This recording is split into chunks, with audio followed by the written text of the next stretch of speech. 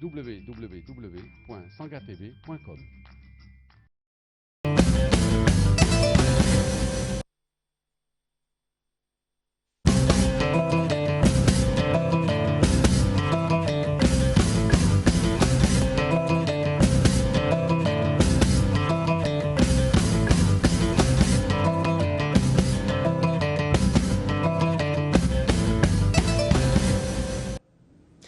jaa ngeen jëf ci ànd beeg télévision Futurs Médias xibaaru digg bëccëg bi ak ponk yi ca gën a fës ñi nga xamante ni ñoo am ay jafe-jafe ndax fa train express régional bay jaar ñoom nag ña ngay ñaxtu ne boo mooy sax daañu wàcc ci mbedd mi ngir nag wane seen bopp loolu ci njeexitalu ay weer bii nag lanu wax njeexitalu weer bii ñu ne nee na nag bu ñu leen ko nangulee ak bu ñu leen ko nangulul yëpp doxub ñaxtu boobee ñoom bëgg nañu ko amal li ñuy sàkku rek mooy nañu leen jox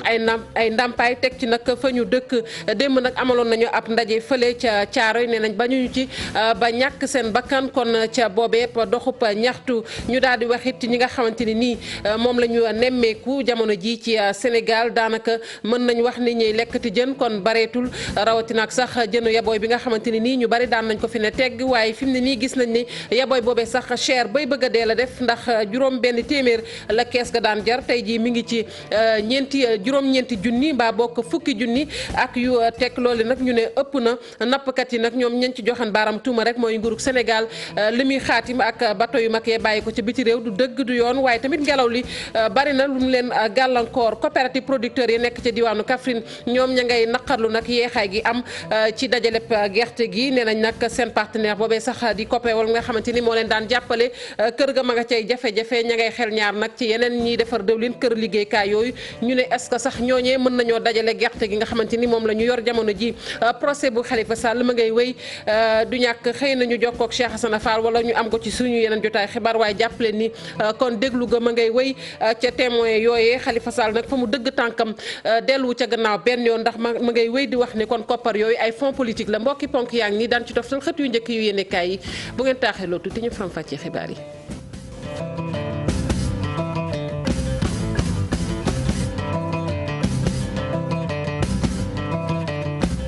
dalli nag jàmm ci xibaaru digg bëccëg bi ñu tàmbali ko ak ñi nga xamante ni ñoo am ay jafe-jafe ndax fa train express régional bay jaar ñooñu nag fas nañu yéene rek amal doxub ñaxtu loolee ci njeexitalu ay weer bi nee nañ nag buñ leen ko nangulee ak buñ leen ko nangulul lépp ñoom seen doxu ñaxtu boobee daanu ko amal ndax lu ñu bëgg rek mooy ñu wutal leen fu ñu nekk teg ci ay ndàmpaay démb nag am na ndaje mu ñu amuloon fële ca Caaroy lañ fa wax nag mooy bañuñu ba ñàkk seen bakkan ci xeex bi ñu teewlu ci Mamadou Sall moom mooy coordonnateur national bu jiite nag kon ñooñu nga xamante ni ñoom ñoo am ay jafe-jafe ndax teer ñu teewlu ay kàddoom ci micro Salif Sow. le terre là ce qu'ils veulent nous faire duñ ko nangu kooku day leer lii nee nañ ne ñu ne ñoom ba géej gi fer duñu dellu ginnaaw ragalu lu ñuy def tiituñu lu ñuy def te jaral nañu lu nekk suñu bakkan lañ teg suñu kër yi ñoom comme projet bi dafa yàkkamti te président nee na bëgg na inaugurer projet en janvier 2019 donc xam na ni libération emprise dina indi problème dina jafe parce que ñun suñu taxawaay du ñu bàyyi mais mu ne léegi désormais dañuy def libération sociale pale nañ ñu ko njëkk wax ñu jox la 12 mois de location nga dem dëkki après ñu jéem la régler sa chèque te ñëpp xam ne fii ak 12 mois élection day kii maanaam nguur gi bu daanoo ñun dootuñu jot de dañuy perte beneen nguur bu ñëwee day ñëw caytu projet bi parce que am na ay nébuleuses ci biir projet bi loolu dafa am parce que ñoom seen bopp waxuñu processus bi yëpp nu mu demee ONG yi nekkoon ci projet bi waa 3D boo leen demee interroger rek ñoom am nañ problème ak état bi mais dañ ko wax MSA dañ dem wax ONG yi lan moo xew ci projet bi y a que des problèmes ci projet TER bii te TER bi si Macky Sall bu deful nank defe naa ne TER bi moo ko yóbbu à terre. ma Codou Fall jiite nag kuréel googu nga xamante ni nii kon ñoom ñooy ñaxtu ndax jafe-jafe yooyu nga xamante ne TER indil na leen ko seetlu gi jamono ji nag bariwul ñuy lekk nag jën bu mag fii ci Sénégal mbaa sax jën buñ ko mënee waxee noonu li ko waral jën gisatuñu ko fenn yabooy bi nga xamante ne nag moom la ñu daan gis kas néew kees ba léegi dafa cher ba dee ndax jóge na ci juróom-benn téeméer dem ba juróom-ñeenti junni jàpp nag fukki junni ak ñett nappkat yi ñoom la ñu xamle rek ak jaaykatu jën yi mooy nag nguurug Sénégal contrat yi nga xamante ni moom lay signé ak bateau yu mag yay bàyyi ko ca biti réew contrat yooyu ñoom arrangé wu leen wala boog sax ngelaw li bokk na ci li leen indil ay jafe-jafe Pape Fara ñi ngi Younous Diatta. ay saamu jën yu yaraax ay taabal yu bëriwul lool lii di ay jën jamono ji nag dafa ñàkk lool ci marché bi li ko waral jaaykat yi ak nappkat yi wax ne bëri na. ñii ngi naan dafa am bato yu taxaw biir géej di ko mbaal ñii naan yoos bu sew bi nii mbaal di ko indi moo tax jën yi màggatul yaboy bi dawlu nañu koy wax temps yi nag moom. mool yi nag nangootuñu dem géej parce que koo wax mooy la dañoo ragal yegg fii dañoo yaakaar a yegg fee parce que yi xew ci géej gi moo tax. fi ne nii moom dañoo am. yabooy nekk jën boo xam ne ku ci ne mënoon na cee jot léegi nag du ko jug am ko ndax jamono ji kenn gisu ko ci marché bi boo lekk dafa cher. bi nga xam ne moom moo gënoon yomb sax ci dëkk bi fi nekk nii kenn gisul ndax yabooy léegi doom bu góor la waaw kees gi danaan jar ay temps bon daana jar ay 6000 7000 3000 ça dépend quoi ci période bi mais actuellement toll benn yabooy amatu ci dëkk bi parce que jën bi dafa manqué. que démb keesu yabooy ñi ko ma gisuma ko sax waaye ñi ko jënd dégg naa fukki junni ak benn lañ ko jëndee carton bi ñuy jënd nii ñu ngi koy jëndee 11000 12000 ba 16000. di jaay saam ñaata. 100000 par an saam téeméer yenn saa yi nga sa xaaj sax du génn yenn saa yi mu génn bii du génn. nappkat yeeg jaaykatu jën yi di joxañ baaraamu tuuma ñii nga xam ne ñoo nekk njiit yi ñu jàpp ne amuñu politique bu baax ci wàllu napp bi. parce que fi mu toll contrat yi gars yi di signé ay Union européenne ñu napp gi Sénégal ñoo yàq gi Sénégal yëpp ba dara amatu fi. boole seeg tamit muurkat yi dañuy muur di yàq jën yi jën yi war a wasit ay tonnes ñu jàppale rey la nga perte lu bari. bi balaa ñuy dagg licence day yàgg léegi ñoom bu ñu demee dagg licence balaa ñuy yët day yàgg loolu mooy distance bi nga xam ne ci la bokk de bateau yi ci la bokk bateau de pêche yi nekk fii nii sorowul même pas 20 kilomètres. ñoo gën a handicapé mool yi. waaye lu mu ci mën a doon rek jamono ji seetlu bi moo nekk jën ñàkk na lool ci marché bi. mu nekk condition météorologique wala nag contrat de pêche yu nguur gi signé léegi ngir nga lekk jën bu baax faaw nga génne koppar yu takku. jaajëfal ko bu baax Pape Fara Ñing fële moom ca diwaanu Ndar mool ya nag am nañu yaakaar bu baax ca tukkib nemmeeku bi nga xamante ne nii kon njiitu réew bu Sénégal def na ko fële ca Mauritanie gannaaw loole nag ñay yeewoo ca Guet Ndar Santhiaba jàpp goxu mbàcc ñoom nag ñi ngi am yaakaar bu baax a baax ci boobee tukkib ni ma ko waxee rek waaye du tee nag ñi ngi sàkku ci jëwriñ ji nga xamante ne nii moom la ñu dénk wàllu napp gi balaa ñoo xaatim lenn ak réew Mauritanie nañu daal di rek waxtaan ak ñi nga xamante ne nii ñoom ñooy acteur ci wàllu napp bi Ousseynou Diop Habib Seck ci leeral. ginnaaw njiitu réew mi président de la république ba mu demee fële ca Nouakchott daje ki nga xamante ni mooy président Abdel Aziz waxtaan ci lu jëm ci wàllu ay accords yoo xamante ni xaatim na ko waaye am ay digle yu ñu def jëm ci wàllu nappa gi rawatina ci licence de pêche yi doomu gendar yi ñenn ñi ñu ngi koy rafetlu. gannaaw bi ñu santee ñaari président yi di leen gërëm ñu xam ne diggante Sénégal ak Mauritanie jàmm kese moom moo ci mën am noo ngi leen di sant bu baax ci loolu di leen gërëm. ma bi war a négocier muy côté Sénégal di côté Mauritanie dara waru am lu dul gën dal gën tey gën rassurer population yi. communiqué bi nag lañ ca wax dal na suñu xel trop moom li mu waroon def président def na ko léegi kay li des mooy ministre Omar Gueye ak ministre mauritanien bi parce que Mauritanie dafa am autonomie am souveraineté. bu fekkee ni sax mbirum licence yi xaw na jeex ñoom ñu ni ñu ngi taxirlu ngir lépp gën a gaaw. lan la ñuy xaar ci accord bi liñ ciy xaar nag liñ ciy ñamal mooy benn ñu yokk durée accord yi parce que licence yi da daan gàtt buñ jógee ci loolu ñu yokk nombre bi parce que 300 la woon président Macky indi que 400 tey jii bëgg nañu mu doon 700 ndax gaalu mbaal yi ak gaalu topp yi ëpp nañu juróom-benn téeméer. ki wax ci kàddu nappkat yi xamle ni la leen naqar yi bokk na ci ñenu yóbbu ca diwaanu Nouakchott ñu ni ñooñu nag ministère de la pêche moo leen tànn ci loolu warul woon am. ministre bi bëggee régler problème bi moom noo ngi koy xaar bu mu ñëwee na woo ñi nga xamante ni dëkk bi ñoom noo leen tànn ñoom noo leen mandaté mu wax ak ñoom. ministre bi ni que tey da fi ñu toll si fii affaire yi toll suy dem bay demati ngala na yóbbu ay gendariens yoo xam ni heure bu ñëwee daañu am courage jàkkaarloo gendariens yi wax leen lañ fa jëlee. jamono ji nag ñi nga xamante ne nappkat yi nekk ci diwaan Ndar ñu ngi xaarandi fii weeru mars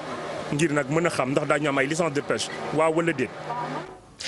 coopérative producteurs yi nekk ci diwaanu Kaffrine ñoom nee ñu dajale gerte gi nag yéex na lool waaye seen partenaire boobee nga xamante ne nii moom la ñu daan longool di liggéey lu ca mel ni COPEOL ma nga cay jafe-jafe ba tax nañu ngay xel ñaar daal ca na mu daan lëkkaloo ak ñoom bu weesoo loolu yi tamit nee nañ kër yi liggéey gerte ñoom amuñu yaakaar lool ne mën nañoo dajale gerte gi ñu am yépp ñoom producteurs yooyu nekk ca Kaffrine ñoom ñoo ko wax ñu teewlu Ali Diaw ci micro Ibrahima Diamé. ñi ñaan gouvernement Sénégal rek mooy mu dimbale baykat yi ci xàll bi te yor seen gerte te am ci tiitaange ndax njaay bi yéex na njaay mi naam yéex na aussi COPEOL waxoon na ne su jubu ak gouvernement bi mën na agréé même opérateurs yi te kon njaay mi dina gën a gaaw kon dañ doon ñaan gouvernement Sénégal mu fexe ba juboo ak usines yi ba ku nekk li nga war a jël nga mën ko jël baykat yi mën a joxe seen production kon loolu moo taxoon tey ñëw fi daal pour yëgle li nga xam ne ni loolu moo xewagum parce que tey fi ñu toll nii ci marché bi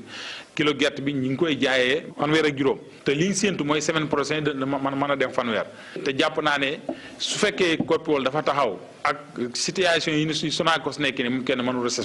li nga xam ne mooy gerte gi nekk Sénégal yëpp kon daal dañ doon ñaan ñu fexe ba ñoom waaw ak CAIT COPEOL Sonacos yëpp état fexe nu mu leen ñoŋalee dimbali leen bañ taxaw ba mën a agréé ñëpp ñoo xam ne war nañ mën a indi gerte ñu indi gerte pour mën ko jënd prix boo xam ne bi ñu fixé la. ni gerte bi feesee ren ni mu bëri diwlin mu noonu la yomb a yàqoo gerte heure bu feesee bëri diwlin daa yomb brisé te li ñu séntu mooy mois de février bi bu dee wala bu demee ba nga xam ne mu ngi am na ñaar fukki fan ak juróom gerte gi dana commencé attaque loo xam ne du semence ñi stocké ko ci magasin di ko fumier ndax baykat yoroo ko seen bopp mën a yàqu. te baykat bu yoree gerteem gis na mu ngi yàqu moom loo ko fay rek mu jaay ko parce que day bëgg génn ci loxoom yi. Maître Oumar Youm am na kàddu yu mu yëkkati moom directeur de cabinet bu njiitu réew mi Macky Sall la mu xamle nag mooy syndicat yi nga xamante ne ni jamono ji ña ngay doxu ñaxtu di wax nag su dul noonu dafa jàpp rek ne ñooñu dañuy nekk nag di wayloo kon nguur gi ak di leen daal jéem a mën ci ay kàddu ñoom nag neen moom Oumar Youm nee na loolu du ko seetaan benn yoon te ma ngay sàkku nag kon ci syndicaliste yooyu loolu ñuy def nañ ko ne tegg ci suuf leneen lu mu wax tamit ci Idrissa Seck mooy moom war naa xoolaat boppam balaa muy nag invité kon njiitu réew mi Macky Sall ci ab débat public. Maître Oumar Youm nag kàddu yooyu ma ngi ko yëkkati ca final bu coupe du maire bu Thiadiaye ñu teewlu ci Abdourahmane Diallo Mamadou Gueye. directeur cabinet njiitu réew mi jàpp ni coow bi nga xam ne dañ ko nemmeeku ci fànn yi yëpp amul dara li nga xam ne lu bees la ci maître Oumar Youm di xamle ni ay élection buy waaj a jot ci réew mi li ni mel saa su ne dañ koy nemmeeku waaye muy xamle ni nguur gi du dellu ginnaaw ci li mu jàppee ni chantage u syndicat yi la. les accords qui sont en train d'être. accords yi ay accords Abdou Diouf la woon ak Abdoulaye Wade mais teewul Macky Sall bi mu ñuy respecté na accords yooyu ci téeméer boo jël juróom-ñeent fukki yëpp def nañ ko ci fanweer ak ñaari poñ yi fanweer yëpp respecté nañ ko ñun nag duñu nangu ku ñu def chantage wala boog xeet li ni mel. s'inscrit dans une logique de chantage ou de surenchère, ça ne passera pas. ginnaaw syndicat yi maître Oumar Youm daal di attaqué kii di Idrissa Seck muy wax ki fi nekkoon njiitu jëwriñ yi mu daal di débattre ak xelam. jàkkaarloo boobu na jàkkaarloo ak seetu jàkkaarloo ak xelam jàkkaarloo ak moralam mu xool bu baax moom bi mu nekkee ministre directeur de cabinet chargé des affaires présidentielles du président Abdoulaye Wade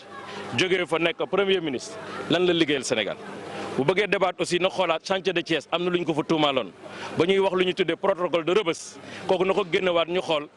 liggéeyam boobu ak engagement am yooyu ñu jël fan la ci toll. kon moom war na xoolaat boppam bu baax def débat ak conscience am def débat ak trajectoire bi mu bëgg a dëggal boppam moo gën muy woo Macky Sall ci débat Macky Sall du moromam du màppam doomam man mi nga xam ne man suqu Macky Sall laa bu bëggee ñu toog ñu débat. maire Thiadiaye bii di Oumar Youm dafa doon teewee finalu nawetaan ci commune am di ab match bi nga xam ne diggante ASC Brax ak ASC Santé te sax waa ASC Brax ñoom ñoo daal di mujjee yóbbu coupe bi ndax ñoo gagné benn but ci dara.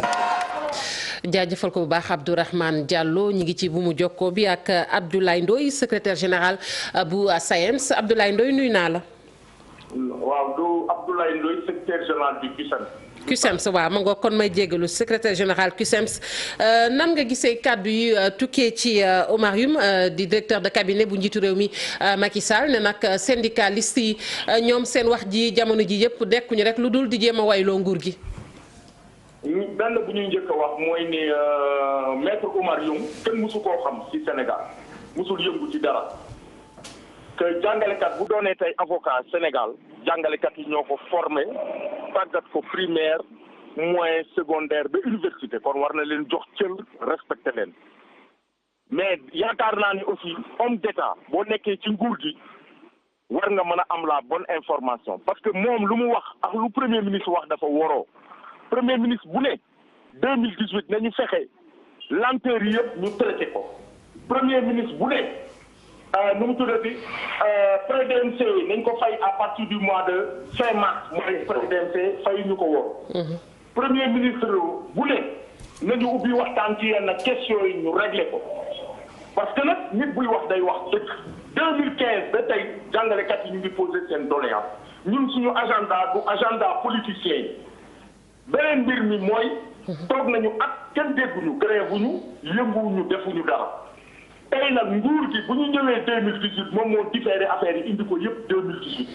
engagement yu mu jëloon respecté ko bu ci gën a ndaw mooy ndampaayu indemnité examen mënu ko fay ba tey am na jàngalekat yoo xam ne jotuñu beneen mbir mi nag mooy maître Oumar Youm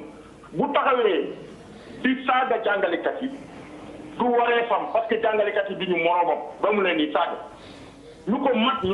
ñoo ci ne ñu ko dàq jàng ñoo fi ne ñu ko doon patriote ñoo ne ci école bi ñu ko automoralité ñoo nekk ci école mais loolu wane na ni nguuru Macky Sall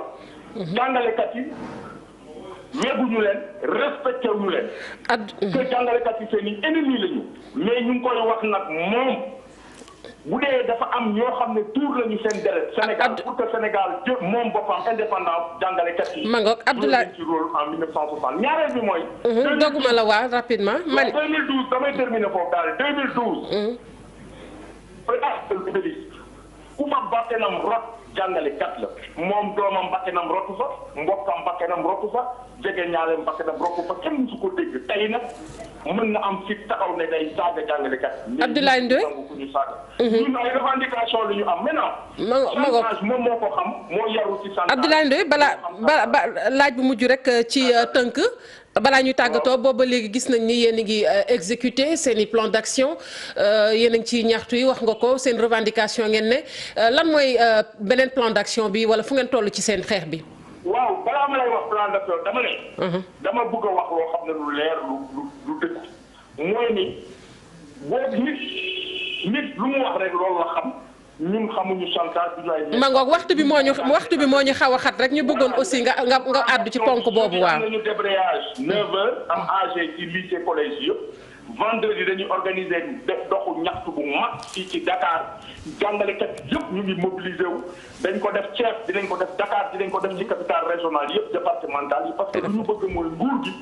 loo xam ne xaatim na ko ak ñun mu respecté ko parce que Olof Ndiaye da ne góor ca wax la ñun loolu la. jërëjëf maintenant bu dee chantage la peut-être que maître yu moom moo xam chantage moo xam maître chanteur mais ñun xamuñu. jërëjëf Abdoulaye Ndoye nga nekk secrétaire général bu CUSEMS ñu ngi lay jaajëfal bu baax a baax xibaar yi ñu wëyal ko wax ci procès bu Khalifa Sall fukk ak ñetteelu fan bi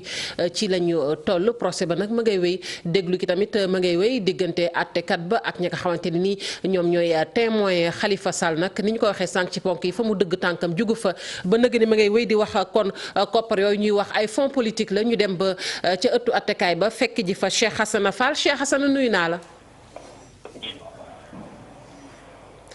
Cheikh Hassana Mangook yaa ngi foofu ci tribunal ak procès bu Khalifa Sall mi ngi wéy ba tey maanaam diggante àttekat bi ak ñi nga xamante ni ñoom ñooy témoins yi kon laaj ak tontu ba ma ngay wéy.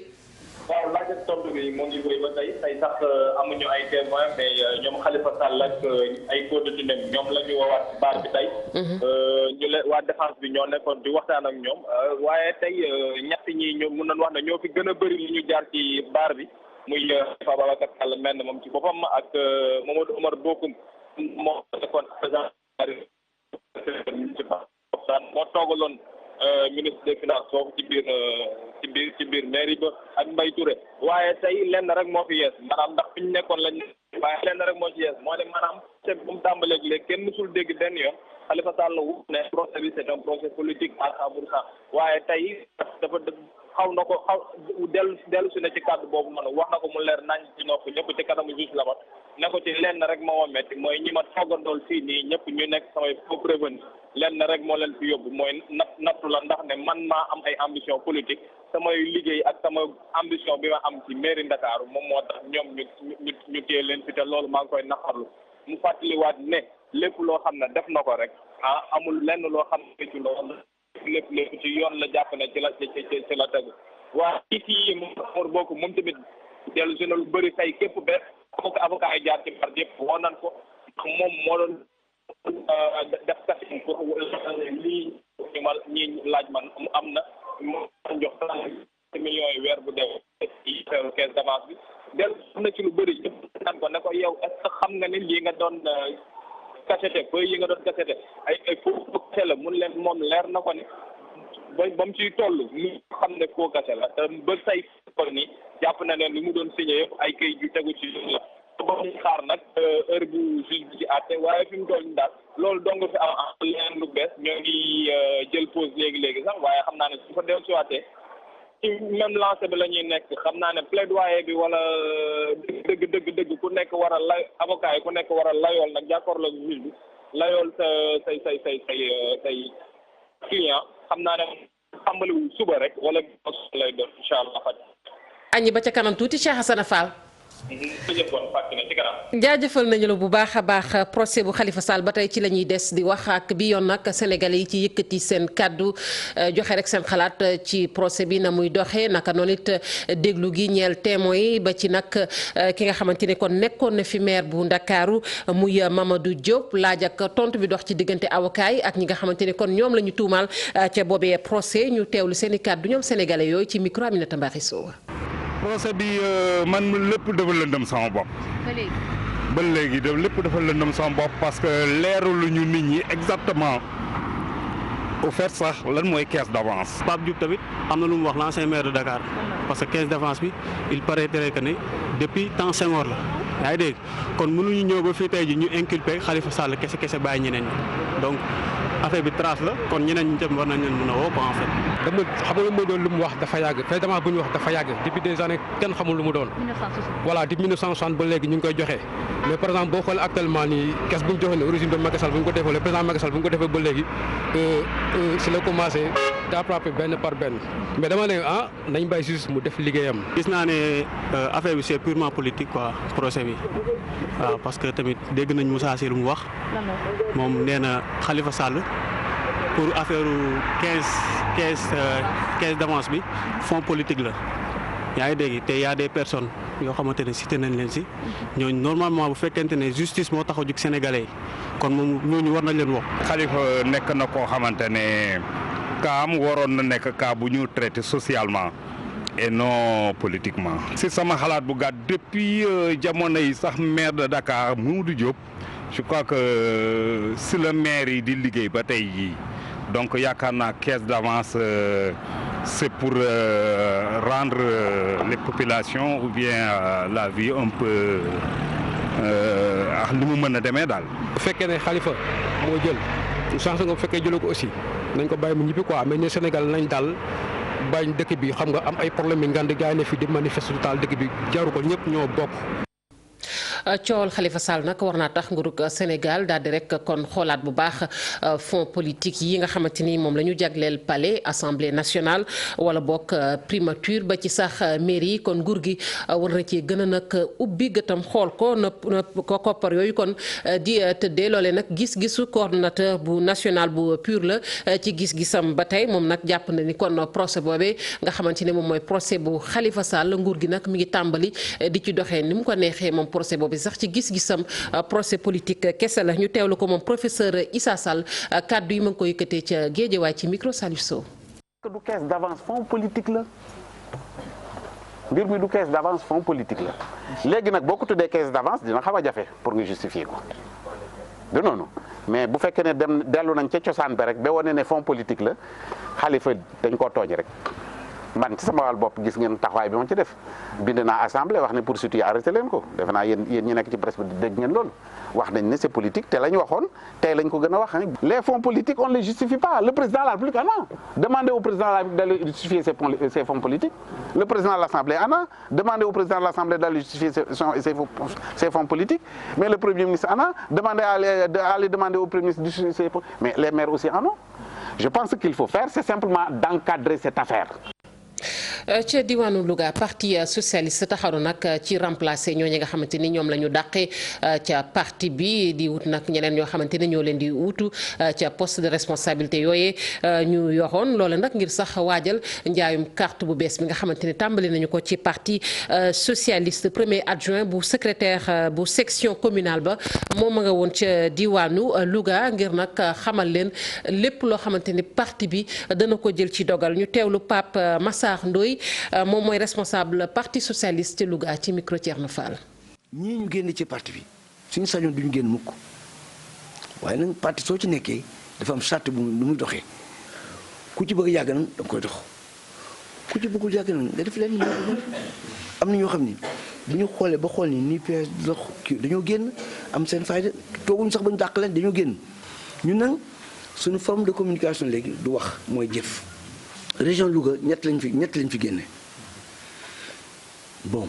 parce que am na ci ñoo xam ni xëy na day sax am na commencé na am na ñoo xam ne dañoo juumoon dafa ñu yóbbaaloon ñoo commencé ñu téléphone ni man kat diw moom waxoon man comprendre waaye léegi comprendre na ni ki ma ci dugaloon erreur la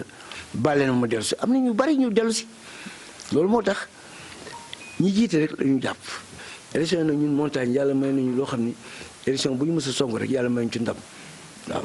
donc képp ku fi cëppi aussi su élection jotee da nga xam ni pom ak new yemuñu. luy falaat Macky Sall lañu wax ci atum 2019 muy nag kuréel gi nga xamante ne kon judd na mouvement boobee ñu duppee mouvement Macky 2019 voix ma nga juddoo nag fa ñu naan Bantan-Tenti nag soriwul lool ak frontière bu Gambie ñoom nag lañu bëgg rek mooy taxaw ci jafe-jafe yi nga xamante ne ni moom la askan wi di jànkonteel moo xam ci wàllu jumtukaay ak lu mu ci mën a doon foofu it ñu jàpp ni sax doon na diwaan boo xamante ne kon askan wa ña ngay jànkonteel ay jafe-jafe yu tar ci wàllu càccum jur Moussa Oumar Gueye. ca Bantan-Tenti nekk ci commune bu Netebulu département bu Tambacounda fa la ñu dajale ngir amal waxtaan woo xam ni fa la ñuy tàmbale ay yëngu-yëngu mouvement bi ñuy duppee Macky 2019 voix kuréel boobu di yëngu ci wàllum politique dajale luy toll ci fukk juróom-ñaari village yoo xam ni yónnee nañu ay daw yu leen fa toogal ñu ni nag bëgg nañu daal ki nga xam ni moom mooy njiitu réew mi mu jàppale leen ci ay yoon yoo xam ni fa la ñuy jaar mu jàppale leen ci ay école ay bërëbu fajukaay ay forage rax ci dolli ci li nga xam ni jot nañ ko fi def laata koon askan wi waawatina ñi nga xam ne ñoom ñooy militants yi di soqeeku ci seen parti bi ñu nekk daal di dem ci kujje politique. li frontière man sama tool mu ngi presque frontière parce que je suis presque à 100 mètres de la Gambie ñun ak Gambie dañuy échanger abalante tool. loolu bu sottee lu may xaar que le président de la République mu gestu sama population yi du sama bopp laay xalaat li may xalaat mooy ñii parce que man bu ma retraité fii laay ñëw ànd ak ñoom dama bëgg bu ma ñëwee. ma xool leen les yeux dans les yeux ma xam ne li ma leen luñ ma sant def naa ko. ki nga xam ne moo doon wax ci turu chef de village yi ñaax na itam waa nguur gi nañu wut ay pexe ba lépp lu jëm ci wàll bi li nga xam ne bayoon nañ ko ba góob ko rawatina gerte gi ñu wut ci ay saafara ba daal di koy jënd askan yu mën a faj seen ay aar. mi ngi ñaax ki nga xam ne moom mooy njiitu réew mi ak gouvernement am nañu yokk kaaraange rawatina ci dëkk yi nga xam ni dañoo fare ci frontière. sàcc gi nag moo ñu lor. ñun duñu ay fonctionnaire de ay béykat lañu jur bi ñuy jënd dañ koy denc suñu kër suñu jigéen bu feebare suñu xale bu feebare ñu jaay benn bi faj ko la même chose mais jur boobu buñ ko sàccee te ñun duñu ay fonctionnaire ay béykat lañu lu ñuy def croiser les bras. ñu ni nag ñetti weer yu ne danañu amal benn ndaje di xool ana fan la ñu toll ci liggéey bi fekk nag li leen itteel illaal leen ëmmal leen nekkul lenn lu dul ana yan pexe la ñuy lal ba daal di falaat ki nga xam ni moom mooy président Macky Sall ci atum 2019. Médina Gounass sëriñ bi nag ma ngay leerlu ca la xewoon ca Guinée yooyu nga xamante ne nag ñoom ñoo jóge woon kon ci seenum réew ne woon dañuy dem ca Médina Gounass ca Daaka jooje ñoom nag gannaaw bi ñu gis ni ab ñakas-ñakas doxoon seen diggante ak douanier ya leen doon jéem a téye ba kenn ñàkkoon ci seen bakkan sëriñu Médina Gounass bi nag ma ngay leerlu nee na nag ñooñee nga xamante ne ñi nga fekk baax ca Guinée Bissau ñëwuñu woon ca moom waaye dañu doon dem ca beneen sëriñ loolee nag loo xamle mu nekk leeral yoo xamante ne kon indi na ko ñu teewlu ci njiital commission d'organisation bi nekkite maire bu Médina Gounass Seydou Ba ci micro Salif Sow. benn du Dakar Dakar jotagul Dakar 10 mars la 10 ba le 19 mars beneen leneen li di ci gën a garaaw mooy mu wane photo xalif bi xalif Médina Gounass ñu wane ko ñu ne kii nga xam ne dañ ko rey foofu dañ ko indi foofu di ko jullee xalif bi moo ko jullee te temps yooyu xalif bi nekk fa xalif bi dafa demoon Mauritanie. ñi dimanche day egg si Dakar jóge Nouakchott daaw déjà am xam ngeen li xewoon ci Dakar yi bu reen encore ñi ñu commencé nii Dakar war nekk le 10 mars ñu commencé dugg indi kii yooyu mais moo gën def ko nii nit ñi di ma oo fu ne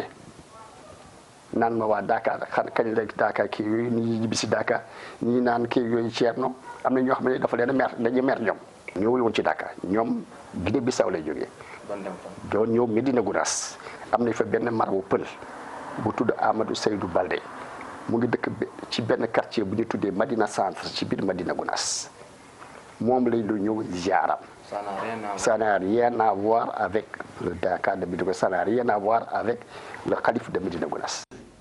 ñu wax ci leneen ak ni ñu ko seetloo ci suñu takk der yi moo xam police douane léeg-léeg nag nit sol tenue ba ne moom la te fekk na laale wu ci dara di def naka sudul noonu bi ci mujj nag ñaar ñi nga xamante ni teg nañu leen loxo ci wàllu douane ba ci nag wàllu police loolee nag ñu gis ni kon du def rek lu dul gàllankoor mbaa bokk jéem di gàkkal seen liggéey boobee te duñu ko nangu ndax ñooñee da nga xamante ni ay defkatu ñaawte sax mën nañ leen di tuddee noonu dañoo nekk loo xamante ne nii koppar yi ñu cee jëlee ci seen i poche la ñu koy def te tamit nekk na ñoo xamante ne nii daal seen i jikko rafetul benn yoon Cheikh Tidiane Dione lañ ciy àndal. ko nekkul wala njuuj njaaj ci force de sécurité ak maintien de l'ordre gis nañ ni jamono ji loolu dafa mel ni dafa xew suñ sukkandikoo nag ci kàddu ñi ñoom dañoo jàpp ne ñàkk valeur morale rek moo ko sabab. am wërsëg boo xam ne da koy dab mu ñëw nit ki jikki fi nga juddoo rek war nga am repère ay valeurs yu war a mën tax nga xam sa bopp yow yaay kan loolu c'est important donc tant que nit ñi xamuñu seen juddu xam seen warugar xam seen cër si réew dafay jafe parce que jarul yàkkamti li am maanaam mooy surtout nga xam ne da nga am ay njaboot am ay mbokk nga war am looy joom ak loo rus pour def lu baax. phénomène boo xam ne bu dee dañu nekk ci askan woo xam ne li nga nuru moo ëpp solo li nga doon mënees na ko gis ay nit yoo xam ne dinañuy jéem a nekk ku ñu doonul ci dëggantaan et mu doon loo xam ne dafa yéeme non seulement ci population bi nga xamante ne dina leen jàppee ku ñu doonul xam nga nit ku dem ba jabaram foog ne loolu la xaw na am gravité ci côté profession bi mu doon également parce que nit ñi dinañu identifier profession bi à travers la personne xëy na du alors que du loolu la war a exercer et itam ci moom ndax en termes de conséquences déjà juridiques ci acte bi mu def dafay woote ku mu nekkul. mu nekk délit boo xam ne bari nay conséquences. li nga woon am loolu mooy gëm-gëm tant que am loolu te li indi loolu nag mooy d'abord les médias jàppale ba ku nekk xam sa wargal lan la les chefs religieux xam ne tey dañu am cër bu mag yoo xam ne ñoo koo téye léegi mooy ñun ñi xam ne ñoo bokk politique yi bañ a yàkkamti xam ne dañu am cër bu ñu war dox mais pas pour yàkkamti si wax ji mais bu am yoon. doon keneen ku mu nekkul di ci taxaw am na lum ci séntu am na lum ci wut ci def ko ci poosam koo xam ne dañ ko day récupérer ay xaalis di ko def ci poosam xëy na douanier bu doon moo nekk ci poste boobu noonu waroon na mën a contrôler qualité produit en termes de dangerosité ci suñu wérgu yaram ci li ñuy utiliser ci produit yi fi war a dugg du ko mën a taxaw itam ci wàllum économie état bi nga xam ne dafa war a di recevoir ay recettes douanières xëy na bu kooku di jël di def ci poosam dina gàllankoor économie bi ndax xaalis ba ñu war a verser du ñu ko verser te itam ka nga xam ne moo ko war a verser sax xëy na xamuñu ne nit kaa ngi taxaw ci beneen poste di saytu ku mu doon alors que nekkul ko non. li ciy pexe moom mooy xeex ko ba mu dañ fi. waaw mais sénégalais dafa bëgg titre et s'identifier c'est très facile. mais fan la ñuy jëlee carte professionnelle. mais c'est très facile c'est le Sénégal nee nañ dëkku lijjanti la kay c'est ça. lu tolloog ñetti ci ay bés ay faussaires yu bari ñoom jot nañoo daanu ndax ñoom dañuy wuyoo la ñu nekkul mu nekk tiitar gu bari ci ñoom wala bokk njuuj njaaj moo ko sabab liñ ci mën a jàpp rek moom mooy xëy na jafe-jafe àdduna moo leen dab ñii di police gendarmerie ak douane mbir mi laal na leen lool.